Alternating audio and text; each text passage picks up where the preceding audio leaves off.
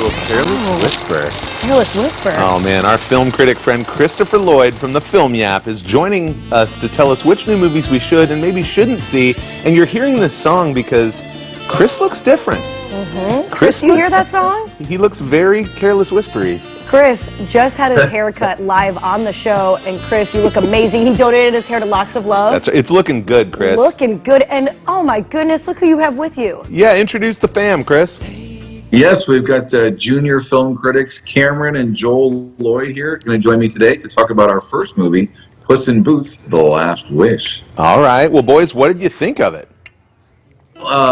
This is about Antonio Banderas versus frisky feline swashbucklers back for another adventure, but now he's kind of getting older and facing his mortality a little bit. Oh. Cameron, what did you think of Puss in Boots? I really liked Puss in Boots on his last life, and it was a very great storyline how he went on the adventure to find the star that could give him a wish, which was for more lives, and the storyline was just great. Okay, Joel, what about you? I like the story and the detail. It's very good story how it goes through, runs straight through of the personalities of the last or dead Puss in Boots as you go through the movie. I also like how it gives us a little of a side story to Goldilocks and the Three Bears, and that sort of comic-y action fighting feeling in the fight scenes just give you a good vibe there. A good vibe. Fantastic reviews. Storyline. that's I great. can tell they're Chris Lloyd's. Oh, kids. absolutely. Yeah, the adjectives that they're review. using are great. I'm going to see that movie because they said so. Yeah. That's great. If the Lloyd family Good. says so, Seriously. then we'll see it. I love it. Well, thanks, guys. Yeah, so Chris, what do you know about The Whale? We've heard great things about this.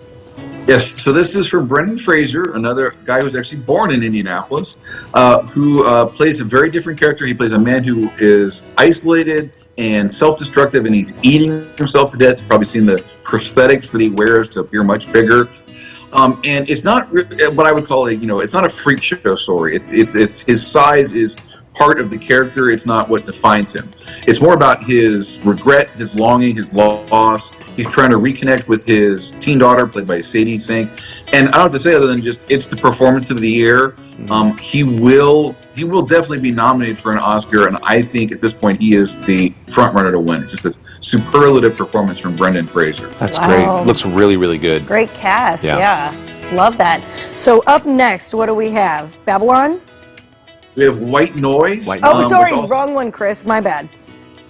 Yes, White Noise, which also stars another Indiana guy, Adam Driver, along with Greta Gerwig, who both have the distinction of having been sort of muses for filmmaker Noah Baumbach. And here they're together playing a married couple. It's set in the 1980s. He's a college professor, and they have tons of kids from their marriage and previous marriages. And it's just a very strange, offbeat, and unfortunately for me, off-putting story. It's a very long movie. It has some high points, but just a strange, meandering story that did not connect for me. Okay. All right. That's disappointing because that is another one that has some great actors Yeah. and actresses Good in cast. it. So, yeah. Okay, so a meandering plot. Now we're at Babylon. Oh, Talk to us now about we're that at one. Babylon. Yeah. Unfortunately, another one that didn't do for me. This is another film that people had a lot of high hopes for it to, get Oscar nominations and a lot of things. It's set in silent era Hollywood. Stars Margot Robbie as kind of an up-and-coming actress trying to make her mark, and Brad Pitt is kind of the older, established star who's trying to make that transition to sound films and having a bit of trouble with it. It is colorful, frenetic. It's a lot of flesh and debauchery and other things like that. Rated R, definitely not one to bring these guys to. Okay. But unfortunately, I just found it disconnected and emotionally empty for me. That's Okay. too bad because I Wow. kept hearing about how Margot was kind of improvising a lot on set. Okay. And was reading a lot of headlines about that. So that's too bad that it didn't really do it. Disconnected Yeah. and emotionally empty. Oof. Yeah. Those I are will Chris say knows that how to describe everyone's it. opinion.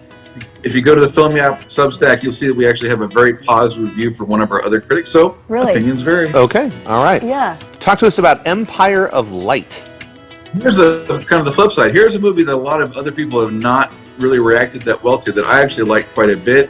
There's Olivia Colman and Michael Ward, and they play very different employees of a once grand movie theater that has now kind of fallen into disrepair and doesn't have as many patrons anymore. And they end up having this emotional connection that sort of takes them both by surprise. gorgeously photographed. This is directed by Sam Mendes, and it's photographed by cinematographer Roger Deakins, one of the best. And this is one of those movies that's, you go to see it just to watch it because it's just such a visual portrait, if nothing else. Ooh, yeah, it does look beautiful. Now, I know we just have a really quick giveaway to talk about. Yes, we have the ultimate high definition giveaway that we're doing. So enter until 5 o'clock today to enter to win. It is a huge package worth over $300. We have the Yellowstone series, the first 4 seasons, plus the spin-off season of 1883. Wow. We have all of the Star Trek movies featuring the original cast. Oh, nice. We have all of the Godfather movies remastered, and we have both of the Top Gun movies. My God. Yes, one lucky person is going to win all of that. So go over there, subscribe, hit that subscribe button, and enter to win. I know my dad is entering that I contest was just looking at right Ryan now. Like, because you of held that. up Star Trek, and he was like, "Oh, Dad's hooked." LR has won 2 contests, and He it's has. all by chance. It's all by It's chance, all by too, chance. yeah. Chris, thank you so much. Perfect time to be watching a movie right now with the Yeah. snowy weather. We appreciate you, and we appreciate your junior film critics as well. Yeah, thanks, boys. You Thank guys you, stay safe guys. and warm, all right? All right. Have happy, healthy holidays. You Thank too, Happy Chris. Thanks so much. holidays. Still to come, Rye Guy singing a song called Indiana Christmas for us that is going to hit Hoosiers everywhere, right in the feels. I am going to. It's going to be a lot of You fun. know I'm excited. I love singing this song. It's a really special one. And we'll tell you how California Closets can help you get organized in the new year. We will be right back. Cheers. That's where I'm going, where Christmas will always be real.